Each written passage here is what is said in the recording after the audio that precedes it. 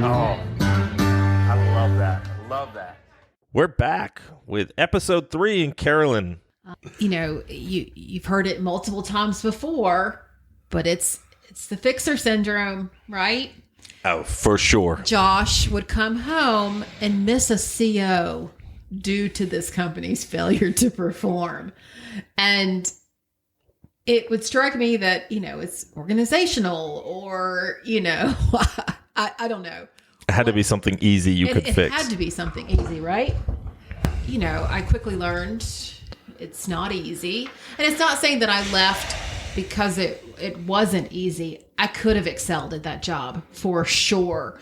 Because if it's sales of a certain thing, widget, what have you, if you're good at selling, you can sell anything. Because it's about people. Obviously, you have to have the right product. And you could have sold that product every day of the week. I could have sold that product. I mean, even Jeff, still laments that he's like, you could have done a really great job. Well, they could have had an all-star team right now. They've got a great salesperson that took your role. You guys teamed up. She's been doing great. I think the thing was that you realized that you couldn't fix it. Well, you know what? It was, okay, so this is actually not 7 weeks. It was 7 weeks. Okay, but that's not fair because you didn't leave because you couldn't fix it. You left because I got an amazing opportunity. You got recruited. Yeah. By a very outgoing, charismatic guy who had an opening in his design room. Is that not accurate? Charismatic guy. I love that part. It's interesting. A gentleman reached out to me who I had worked with really in the background. We had never worked directly together at the builder that I was with for 5 years. And heck, we were even neighbors. We lived in the same community. We had worked together, again, briefly when I had gone to work for Josh's company. He actually had moved there. And so I had never really worked directly with him. And so for him to remember me, I think I was very flattered. I think a lot of it had to do with him remembering me, and that if you were half as good as I was, then you were going to crush it. Are you kidding me? I think that's got to be what it is. We're going to have to get him on the show, too, to just try and figure out what the real reasoning is. Really? Because my ego needs it. Dorothy says it was all her, not that it was Mitchell. I recall coming in on Wednesday, Mitchell talking to you on the phone. You're like, I wish you would have made this call 7 weeks ago. And then Friday, as I'm racing home, come into the house, I'm ready to go because we're going to the beach for the weekend. Right. And you're on the dang phone. And I'm like, it's time to go. I got the car loaded. Let's go. And find out it's Mitchell on the phone again, which we spent the weekend reviewing his offer, counter offer, accepting on Sunday on the way home. On the way home from Wilmington, that's right. And then going out to dinner with him and his wife. Right. That evening to celebrate. So I think the funniest thing to me about this, and I think it speaks volumes for Jeff and our personal relationship. I send him a text, an innocuous text. Hey, do you have a moment to talk? And it's on a Sunday. And when you do that and then someone immediately calls you and gets you off your game. And I was like, so Jeff, I don't even know what I said, but essentially I said, I was quitting, right? You told me you had this amazing opportunity. Which was true. It was true. We told him what the opportunity was, so he wasn't, he knew. We told him. And so essentially, I gave my 2-week notice. The timing was terrible. And he just said, I just need to get this off my chest and I need to say this to you. For minors, plug your ears. He was like, fuck you, Carolyn. Fuck you. And then he was done. And he's like, okay, I'm good. I just needed to say that and we're all good. And we have been. Better than good. We get together for dinner and drinks. I've been to the football game with him. A couple times a month. Yeah. Great people. Yeah. And I respect that dude for getting it off his chest and really meaning what he said. But then I went to go work for this other builder, kind of doing going back to design, but in a different way, more of a management style, which I needed. So now you're back in design, currently in design, is the design manager. Design manager who... For a top 2 builder in Richmond. Right. Lo and behold, I have a voice. And it feels so good. I don't know. I'm getting kind of a little weepy. It's amazing to work for someone who listens, who values your opinion. Like on the intro that we did, that I really, truly am blessed for this opportunity and to work with an amazing group of people. I mean, listen, these people at this builder have been there for 7, 8, 20, 22, 25 years. Yeah, your average tenure there's probably 10 and a half years. Which is unheard of. And I remember working for these guys when I was the vendor, when I was the cabinet designer, and I had their account. I mean, it was the same freaking people, which again is unheard of in our industry. And so for me to come in with new ideas and my, Carolyn personality, a little larger than life sometimes, I'm a little much, and to be so well received and to be fair, They were very nervous. I had just replaced a woman who had been there her entire adult life, pretty much. She had been there for 20 years. Another designer that had been there for about 4, and I replaced them both. And so, and by replaced, one of them made the decision to move on. Yep. To another opportunity that was better for her. Yeah, exactly. It really matched her skill set. And then 3 days later, the design manager decided to also step away, which put this builder in Mitchell in a pretty bad spot. It did, and it did wonders for me from negotiating standpoint. Just kidding. No, not completely kidding. I mean, we did not use. Well, I wasn't, as of that Wednesday, I was like, hey, I really don't want to be second fiddle. I was going to replace this one person who had taken this other opportunity. And I'm like, I don't, I have this opportunity, right? Because I said, hey, I wanted to go back to this position to make money. I don't think it's the right time. It's not the right reason to leave. I want to make some cash, Well, I think it allowed you to negotiate and feel more comfortable breaking through your glass ceiling. Well, sure, because initially I was flattered, but I didn't want the flattery to kind of unrail. What am I trying to say? I don't know. Maybe we'll just cut that piece out. Well, because I think there's a whole episode on glass ceiling and negotiating for salaries or negotiating for other things. And it really wasn't even the negotiation part. It was, I didn't want my my feelings of, like feeling flattered to kind of get in the way of our bank account. Well, right, or get in the way of what I wanted to do when I left to go back into sales. And this sounds terrible. I didn't want to be second fiddle. It doesn't sound terrible to say you don't want to be second fiddle. I didn't want to do it. And so, we were like, hey, we'll meet, let's keep in touch. And then as of Friday, I get another kind of cryptic text and I'm like, what's going on? And, he said that the other designer was leaving, and I was like, hence the urgency. And he said, hence the urgency. So, anyway, it just escalated quickly.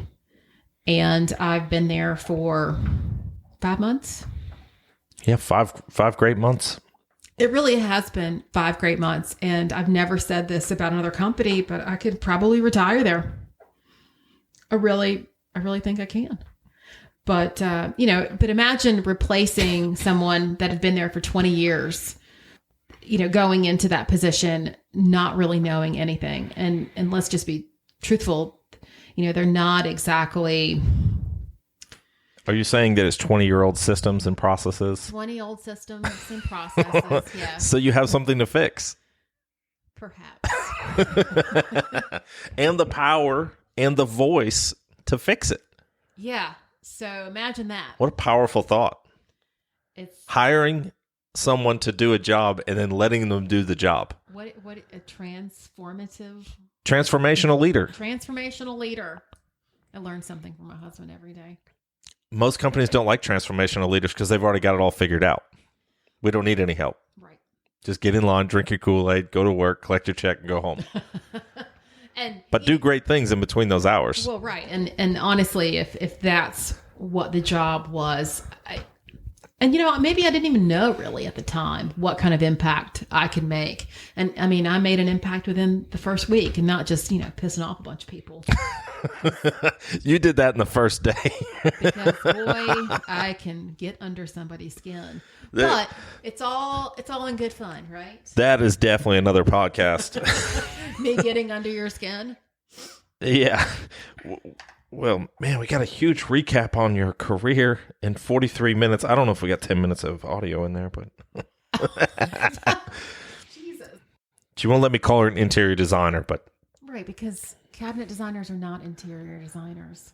You're still a designer. I still have some sense.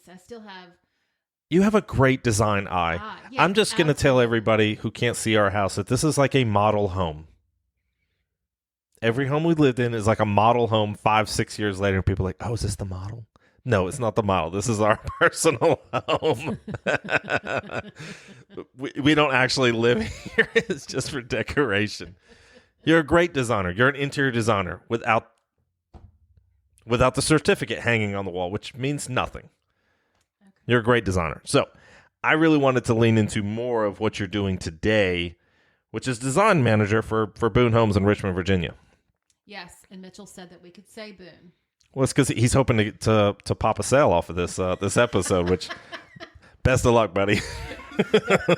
Really. Exactly. Boone Homes, and they have a stellar reputation in our industry. Dude, you're not selling Boone Homes on this show unless they're going to put some money in my pocket. Well, this podcast isn't free. They do put money in my pocket, dear. No, I need money for the show. Brought to you by Boone Homes. $250 in my pocket, Mitchell, and we'll sponsor this entire season. Because that'll pay for the year. Okay, you got to get close. You got to get close to the microphone. Okay. Yeah, there you go. Yes, that's really good. They are a stellar business. All right, but we don't want to talk about the business. We want to talk about what you do for the business. Okay, that's fine. So what I do for the business. So I like to joke that I am a cat herder. Oh, we got the same job.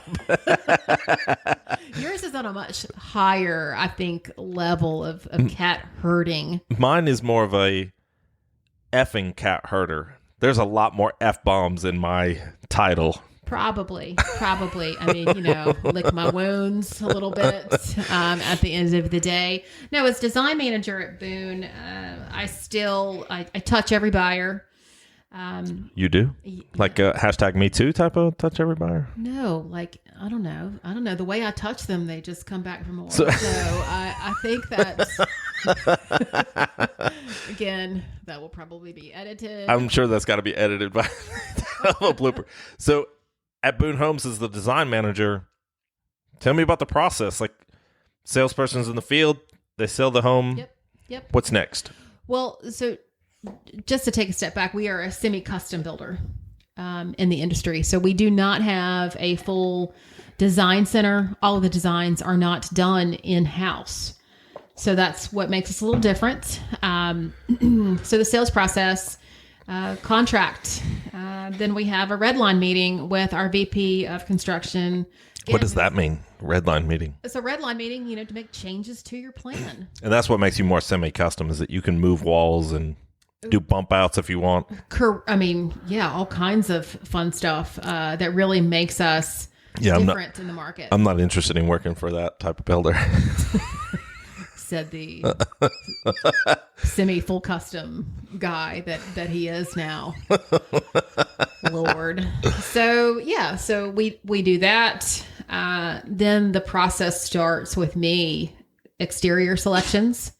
Exterior being siding, roof, brick, roof. trim. You actually pick out what type of shingle finish it's going to be. Yeah, You've got a couple of selections that they can pick. Yeah, I mean, COVID kind of whittled down some of those things. You know, we've had to limit some of the selections to those that we know that we can get in a timely fashion.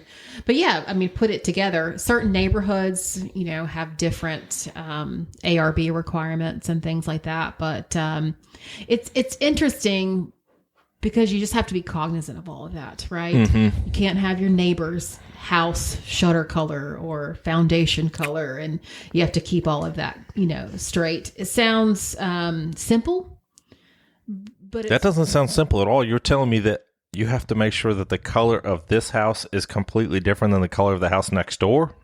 Or how about this? The one that's across the street, adjacent. And then telling a buyer, nope, don't fall in love with this, or no, that's off the table too. So that and then making them happy, right, with their selections after you've already, you know, told them no half a dozen times. Well, when happiness is the number one goal. Right. But I'll tell you, our survey scores are amazing. We're not going to talk about surveys or happiness. So anyway, I do the exteriors, and that kind of starts the process. I mean, we do have a pretty good planned process as far as what to do, when to do it. I think what's interesting about us is that you don't, as a buyer, have to make all the selections at the very beginning before we start your house. We start your house, and then those critical selections trickle in. And that's where the cat herding comes in, right? I can only imagine. Yes, Mr. So-and-so, have you not made your GD appointment to get this done? we can't do this. Is the GD, is that one of the appliance packages? No, that would be GE, not GD. Oh, so what's the difference? Yeah. So, oh gosh, appliances. That could be a podcast. That is definitely a podcast. But yeah. What a nightmare that's been since COVID. Starts the process. We got to get the critical things done. We have to do cabinets. We have to do fireplace, anything that affects plumbing, anything that affects framing, like a fireplace. So those kind of critical path things have to be done in a timely manner, or we just stop the house. So wow. Yeah, it's a lot. And so really from a design standpoint, I only touch the customers for the exterior part. And then for some of the interior and custom things that they ask for, we really don't say no to much. If we can do it, we will. But you know, the first thought that comes to my mind when you say that if we can do it, we will, is how do you control the cost on something like that? And I know you're not in the purchasing department per se, but controlling the cost. I mean, is there really controlling cost when something's a custom? Yeah, for sure. And I'm throwing you a softball because I think that you do a great job of thinking about the cost and what is it going to cost us. Are we putting enough margin on the item? Oh gosh, margin.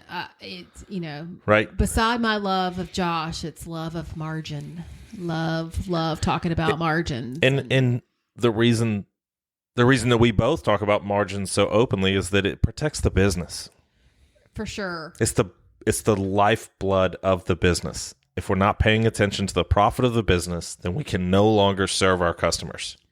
Well, right. And so, you know, you charge what the market will bear or what your individual customer is willing to pay for it. But it's always value driven, right? If they see value in it, then they'll typically pay for it. I guess my point was more, you're not only doing the designs, you're helping them draft these custom options, which... Oh, and I help price a lot of them. You help them price the custom options. You're talking with the trades that's going to perform the work and provide the material. You're ensuring that their cost is captured. Yeah, I mean, I'm involved in so many different ways and avenues than my predecessors were, for sure. Because I am so margin driven. Yeah, but I will even say you're more involved than most designers that I've ever talked to. Probably. And and Mitchell is great because he does see me as a manager. So we do share and talk about profitability and things. And as Mitchell grows in the position along with me, we both understand the value of understanding where we're making money, where we're not making money.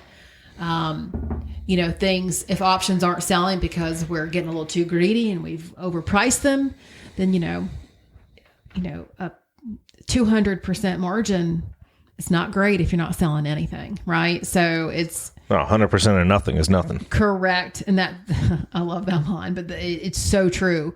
So we're taking some baby steps to correct some just weirdness, right? That we're just realizing. I feel like this margin piece is good. I just wonder if it's not appropriate. Like, I didn't want to get so in the weeds on it. I just want to talk more about, and I think we got it. I think we got it captured. I'm just going to cut out some of it because I think we get too deep on it, but I think you did. I want to make sure that you're shining in the right light. Like, you're not just doing this, you're doing all of these other things that we don't think about because we just take it for granted. Right. So, because when you think a design manager, you're thinking of what tile do you want? What color carpet do you want? Correct. And do the drapes match the carpet?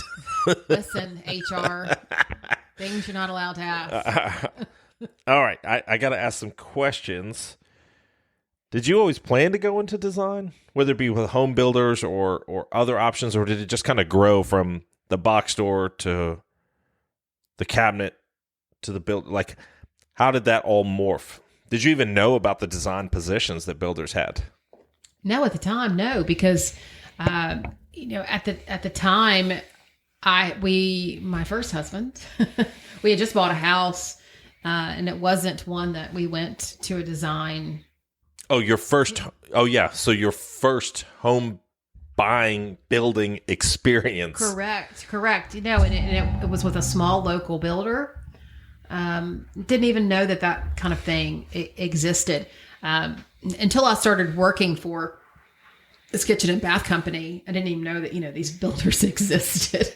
But, it was a very narrow view of the entire business. I didn't know anything because at the box stores you're working for retail only, right? Yeah, for sure. So never any builders at all. That's why I was hoping this podcast would hopefully get out to more people so they would understand that there's this avenue of doing design work for builders without credentials or education or anything else, and you can get into it and get your feet wet and really get a good foundation under you. Right. This headhunter, this recruiter, right? I mean, gave me this opportunity because they said, "Oh, we have other positions. You don't have to go into design to do this." And I believed in myself. I wanted something different for my family. Sure. The swing shift kind of thing at a builder. That's a great. So you've worked for two different builders in a design role, design capacity, right? Right. Two different builders? Yeah, two different builders. In design, yes. So in those experiences, what makes the selections difficult at those two builders? Like what made that process more challenging? Because I think your first experience at it, how long would it take you to do a design appointment? I mean, it was an all-day affair. So 8 hours to do it, but the goal was to get it down to. Yeah, well, gosh, at the very end, as when I was exiting, right?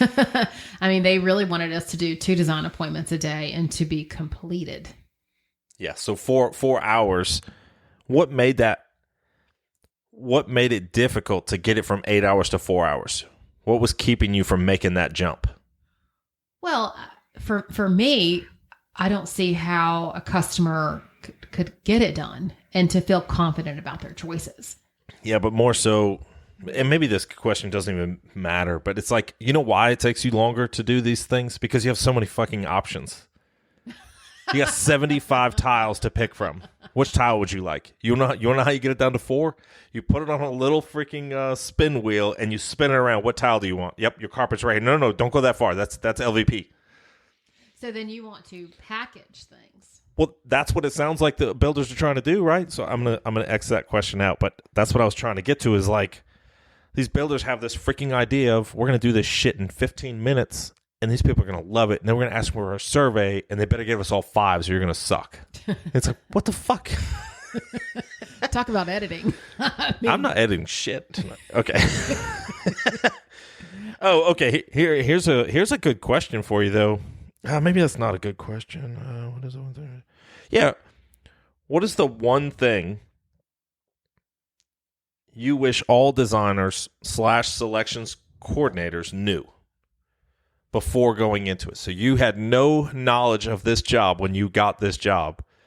What do you wish somebody would have told you? What would you go back 10 years ago and say, Carolyn, keep your eyes open on this? Oh my gosh, that most of our buyers are lunatics. that would have been before we even went into the business. Oh, oops. Not completely a joke. No, lunatics in a good way. And we've been customers too, so this is not a one-way street. And we were...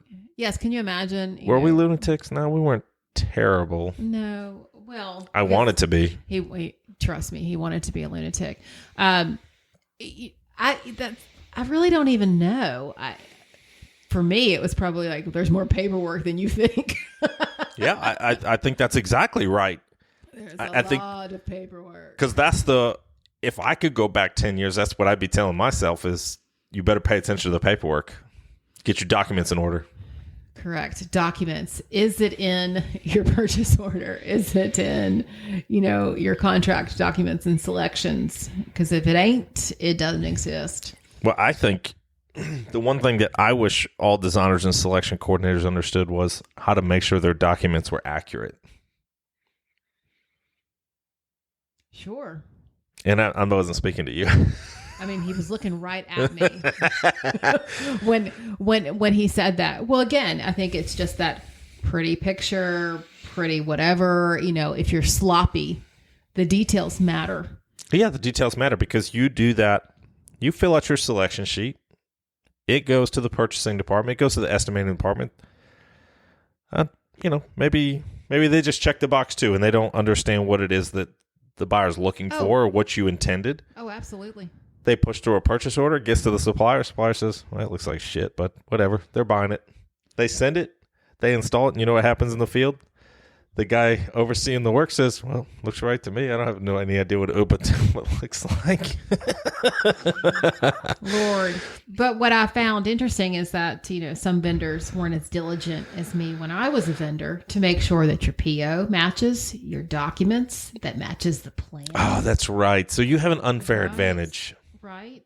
So your advice to those people would be to be super organized. Super organized. And again, details matter. Yeah. They may seem, you can't assume that someone knows something, right? Oh, no, you should assume they don't know. They don't know. And spell it out. I mean, think about the trades that are on the job sites. You're not hiring the owner of the company to do the work. You're hiring their sub trades, right? Their crews to do the work. Well, everybody starts somewhere. Everybody's learning. You have to assume they don't.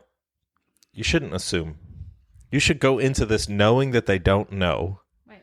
Make sure it's clear on your paperwork so that nobody makes a mistake. Great. So, yes, organized. I mean, no, I probably operate on organized chaos, but that's my style. Okay, here's a good one. It's probably not. This is a really good one. What advice would you give customers before coming in to do their selections? Do your freaking homework. Know what you want. Be prepared. With Boone, we give you this binder of all the information that we're going to talk about. And then to learn that sometimes your buyers don't prep. So they have no idea. And we give them all the tools for success. And, sometimes they want to wing it. Do you think some of that is the builder's fault? Like, yeah, I like to play devil's advocate on this Sure. stuff and find where we're at fault. We give them the binder. We do what we can to set them up for success. But what if we had a YouTube channel to go over some of this stuff? YouTube channel or a video that we put on our website. Congratulations on your new home. This is the next step. This is what you'll be doing. I think Carolyn has that. Come on, seriously? Carolyn is amazing. Carolyn is amazing, but I haven't been to the website, so I'm going to have to go check out the website now. Yeah, so, and this is fairly new, you're introduced to your designer, after a certain stage. Like, I have a ridiculous video that gets sent out with me. That's great. That's what I think Edward, builders are missing. And their project manager, which is interesting. Could I do a better job and maybe call them ahead of time, see, if they've had an opportunity to review the documents? Yes. And, that's probably a great idea. As simple as that, calling them before their appointment and saying, hey, have you had an opportunity to review this? I could do better. Damn it. I can do better. Well, good. Then this coaching hour was a success. I think, the way that I always approach everything is, what could we have done better? How do we improve what we're doing? And I think it's great to hear that, your people are already creating those videos and putting those out, because I think it's an easy medium to get out to people, and we're missing the boat. We took things for granted because COVID, we didn't sell anything. You just took orders. And now we got to get back to the selling and really, and it's not selling, it's offering an experience. You're not selling homes, you're selling an experience, and it's a 30-year experience, right? They're going to raise their families in it. So I think it's important that we get back to our roots. Or maybe we'd never had those roots, and that's why we're so driven to make things better. Shit. Do I have roots? I don't know. Or they're like, I don't know. They're very shallow roots. Okay. Have you ever dealt with a difficult customer? Oh, come on. Who hasn't? I've never dealt with a difficult customer. Oh, they've all been angels. They're all opportunities for me. None of them are difficult. Yeah, right. They weren't terrible. They were an opportunity. Everybody has had that issue before. I have been called a liar before. I have been called, one buyer got up in my face. There's just weird stuff, that happens. Is this COVID related? No, this is not COVID. Oh, before COVID? Yeah, just customers in general. Because I think, and it's not all customers, right? No, of course. I've had some amazing relationships. Heck, I forged a relationship with a couple that I did their designs for, and I just thought, these are really cool people. I could be friends with these people. Let's go build in the community that they're building in. And that's how Josh and I built a house. That was one of the reasons. Who was that? Todd and Donna. Oh, yeah.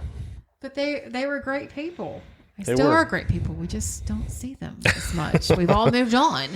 But yeah, they're great. It's it's this way with everything. Everything's all rosy until you mess up or till something doesn't go right. And then you are like the devil. Well, and that's why it's we go back to be detail oriented. The document. Have your document control in order. Exactly, and then be willing to make it. To admit when you're wrong. Oh yeah, that's. You can say a lot for automation and things like that, but when there's a drop down box of selections and you just you pick the wrong damn one, that you're at fault. You pick the wrong selection, and it was easy as that. And then, you fix it. Heck, my first employer, I ordered the wrong color kitchen. I think it's happened to every designer, and everyone will remember how that feels. It's just terrible. But I wasn't fired. So, what? Josh is dealing with a little bit of indigestion. Pardon him. Those mistakes, ordering the wrong kitchen, the wrong drop-down arrow, whatever the case may be, That's all part of learning. That's how you grow in this business. It and is. I will tell you, everyone listening, and everyone that wants to listen to me ramble, we all make mistakes. And this is construction. Whatever the mistake is, we can fix it. We can fix it. We're in the right business, too. And I'll tell you what, I've only ordered one kitchen wrong. Just one. And I still remember how that felt. And this is the funny that I just thought about. It was for Boone. When I was at the kitchen and bath place. That's hilarious. 15 years ago, it was for Boone. I bet David still remembers that kitchen that you messed up. Probably. He's like an elephant. He doesn't forget things. But it was terrible. Absolutely terrible. Well, But again, we fixed it. It's like the buyer, they're going to close at some point. And they did. And this is when you could get a kitchen in 2 weeks, right? Oh, yeah. Yeah. Those were the good old days. The good old days where things were, readily available. But yeah, gosh, that was for Boone. Well, and yet they still hired me. well, it's a different management today. That's right. It's probably in the old file cabinet tucked away in a storage unit somewhere. Right. So I had a different last name. Maybe they didn't know. Do not hire. Never. That's a joke, Mitchell. I don't think they really have that folder, or at least Carolyn's not in it. Yeah, really. What about the field? Do you do anything with the field personnel? The superintendents, project managers, the people actually building the homes or overseeing the construction of the homes. Right, the people that matter. Yeah, I think so. Most of the time, I think so. I think the backbone of our industry is what I think it is. Well, after you pass them off from, the design point, really, that's where you hand the baton off, right, to the person in charge of building the house. They're critical. Their relationships are critical with the buyer, and I do talk a lot to the people in the field. When I can, I go out to see the properties in progress, which is great. It's good because then, I'm walking a job like, what the hell is this? That was just a couple weekends ago. Yeah. Oh, for the Parade of Homes. Whoa, yeah, that was a big one. That was a big one. We I didn't get any credit for that. You did I did give you credit. Yeah, you gave me credit. Oh my God! Don't listen. Don't believe a word he says. Yeah, we were actually visiting a house for Boone. We were in the parade and we walked a neighboring house, and I just, again, I geek out over cabinets. And so I'm focusing on the cabinets drawn on the floor, and I'm like, hey man, something's going on. Right. And this is a home that's in framing. It is in framing. It's not finished. I think the rough-ins have started, maybe wrapping up. So still fairly early on. So not a difficult, not a difficult thing to fix. But just, saw something that didn't make sense to me. And, I questioned it, followed up on it when, gosh, that was what we went out on Saturday, and then 3 days. I have the indigestion now. 3 days later, you speak to the super and like, hey, something's wrong. I think, the header is wrong. Me, who's a cabinet designer, right, talking about framing. And something's not right, as far as, staying in my lane. But you phoned a friend on that part. Pardon me? You phoned a friend on the framing part. Well, my husband actually was there. Now, you didn't know that there was a mistake. I mean, looking at it on the floor, it was too tight. Yeah, so it had to be a mistake. I just couldn't find a set of building plans to say, oh, yeah, here's the mistake. Correct. And so, pull the building plans. And, the funniest thing is the supervisor was like, huh. Like, so-and-so was out here, another guy was out here, and we all fucking missed it. Which is human nature. Which is okay. We all miss things. Right. What you're focusing on, right? They're not focusing on that. You're going to find whatever you're looking for, is what I would tell everybody. Exactly. So, I mean, the moral of the story is they fixed it, figured out how actually to improve that plan, and then made a modification. So it's talk about working for a small builder who can make that kind of change. Immediately. There's not a large process. Talk about that kind of builder that listens to the feedback from the design manager. on a structural item. You know, that's what moves builders forward, and that's what's going to get people through this next low spot. Absolutely. And for a woman in the industry moving into leadership roles to have a voice, it's awesome. I agree. I have a voice at my place of business now, which is good. It's really good. What advice do you have for some of those builders in the field? Any feedback for the folks building the homes? The folks. Are they folks? Folks. Folks. I'll give you some feedback. Uh-oh. Pay attention to the damn cleanouts. Oh, backstory says no. That's it's a private joke about a clean out. Yeah, that's when you gave me the business because I made a mistake in the field. Didn't cut me any damn slack. Gosh, this was how long ago? I don't know. Long time ago. 14 years, I think. It's been a while. That could be a podcast. Jesus. All right. We have covered a shitload. I'm so tired. I'm freaking exhausted. I hope maybe we got one episode in this. I don't know. Maybe it's two. The funny part is that we've established who I am, and that I'm your wife. Like nobody knew that. Well, maybe just one person didn't know that, but there's only like 3 listeners on the last episode, so it's 33% of the listeners had no idea who you were. So I thought it was right. So you just had some random person join your podcast. Like, what does your wife think about this? Instead of the Uber driver, it was a podcast fill-in person. They're on demand. Oh my gosh. Well, I think this has been a great episode because you're highlighting women in the industry, which I think is vastly important. You've discussed your path through the business. The design side, you opened our eyes to 3 different job classes in the business, which, maybe at some point we can go into a deeper dive on sales and settlements. And what the heck does that mean? And why do I care if I'm out in the field building homes, right?